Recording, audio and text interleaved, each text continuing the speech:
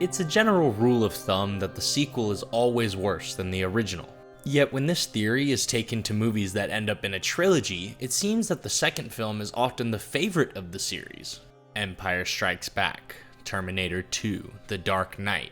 I find that Mass Effect 2 and I share a similar relationship. While I love the entire series and each individual game in their own way, if you twisted my arm, I'd probably say Mass Effect 2 is my favorite. It uses the structure that the first game laid out to fully develop an ensemble cast of unique and interesting characters and completely changes what a side quest is supposed to look like. So we begin Mass Effect 2 like most sequels. You get reintroduced to the characters, yada yada yada, you see the Normandy again, and you die.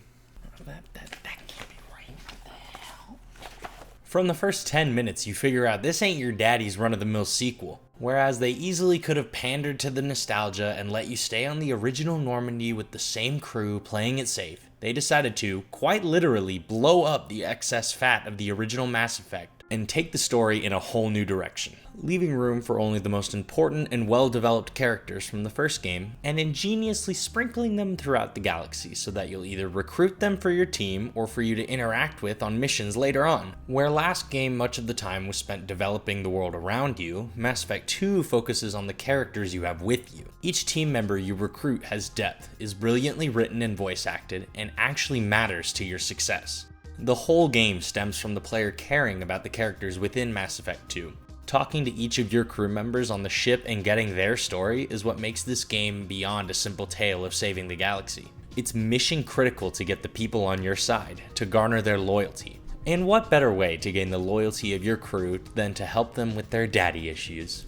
The loyalty missions in Mass Effect 2 are a complete reinvention of the side quest. Other games, even the first Mass Effect, do side quests like everyone else. You talk to a random person, take a quest from a bulletin board or some other means, do the quest, you get a reward in the form of XP, items, or whatever. Mass Effect 2 makes the side quests so much more than simple fetch quests. Each crew member has a mission that upon completion allows the character to survive the suicide mission. Tying the quest to the final mission like this is nothing less than genius. It's what makes every mission in Mass Effect 2 feel like it has weight. No boring fetch quests, no bounties. It feels like every side quest is a mainline story mission, even though none of them are required to complete the game. I rarely see this in other games, and I wish I did. It makes you care for the characters even more because you get to dive into a very personal story with them while providing a payoff at the end.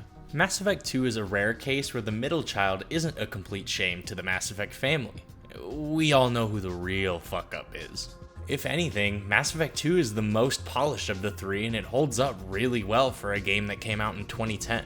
It's a very streamlined experience with very little fat to extend the playtime. Every mission feels important. Particularly the suicide mission is a standout moment in the entire Mass Effect trilogy. We're also introduced to the best character in the whole series.